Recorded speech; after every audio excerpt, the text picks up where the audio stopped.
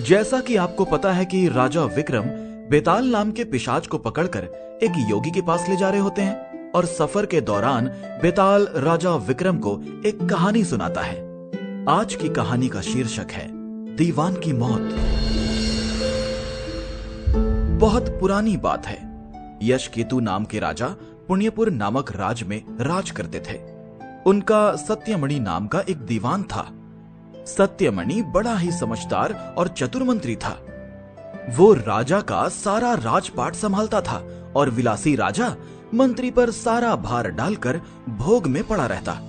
राजा के भोग विलासिता में होते अधिक खर्च की वजह से राजकोष का धन कम होने लगा। प्रजा भी राजा से नाराज रहने लगी।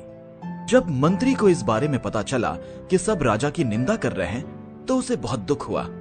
फिर जब उसने देखा कि राजा के साथ उसकी भी निंदा हो रही है तो उसे बहुत बुरा लगा। सत्यमणि अपने आप को शांत करने के लिए तीर्थ यात्रा पर जाने के बारे में सोचा। इस बारे में उसने राजा से बात की और आज्ञा लेकर वो तीर्थ यात्रा पर निकल गया। सत्यमणि चलते चलते एक समुद्री तट पर पहुंच गया। पूरा दिन बीत गया और रात हो चुकी थी।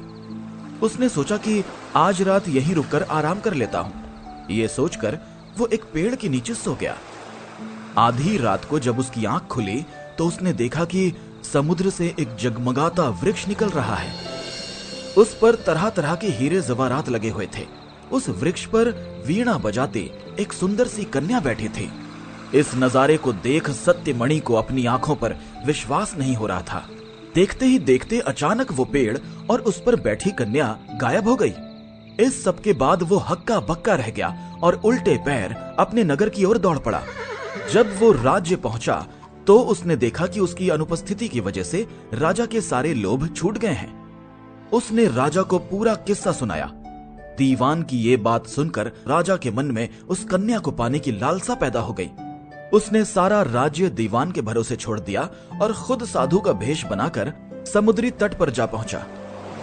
जब रात हुई तो राजा को भी वो हीरे मोती से जड़ा हुआ वृक्ष दिखा। वो कन्या अब भी उस वृक्ष पर बैठी हुई थी। राजा तैरता हुआ उस कन्या के पास जा पहुंचा और उसे अपना परिचय दिया।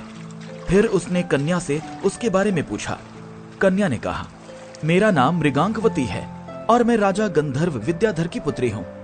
फिर राजा ने उसके सामने विवाह का प्रस्ताव रखा और कन्या ने कहा, आप जैसे महान राजा की रानी बनकर मेरा जीवन सफल हो जाएगा राजन, लेकिन मेरी एक शर्त है। मैं हर कृष्ण पक्ष और शुक्ल पक्ष की चतुर्दशी और अष्टमी को एक राक्षस के पास जाती हूँ।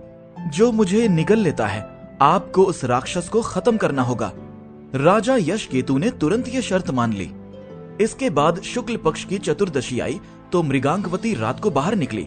उसके साथ राजा भी गया और छिपकर उस राक्षस का इंतजार करने लगा। कुछ देर बाद राक्षस वहां आया और कन्या को निगल गया।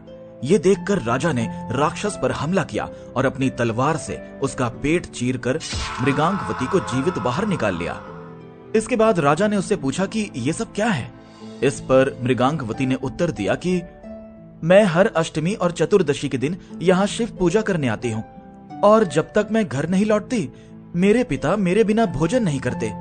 एक बार मुझे घर पहुंचने में देर हो गई और पिताजी को अधिक देर तक भूखा रहना पड़ा।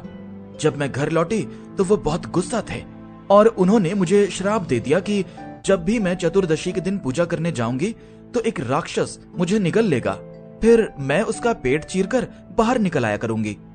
जब मैंने श्राप से मुक्त करने की विनती की तो उन्होंने कहा कि जब पुण्यपुर के राजा मुझसे विवाह करने के लिए उस राक्षस का वध करेंगे तो मैं श्राप मुक्त हो जाऊंगी।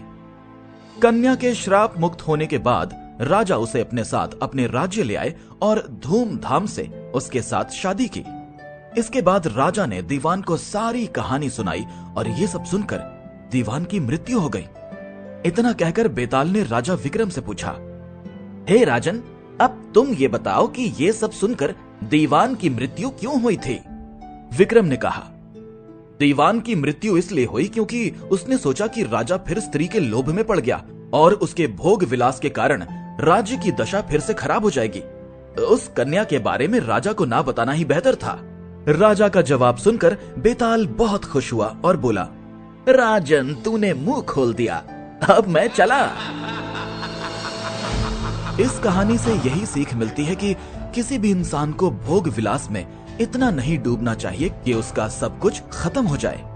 अपने हालात और जरूरत के हिसाब से ही चीजों को करना अच्छा होता है। तो आज की विक्रम बेताल की कहानी में इतना ही। फिर मिलता हूँ नई कहानी के साथ।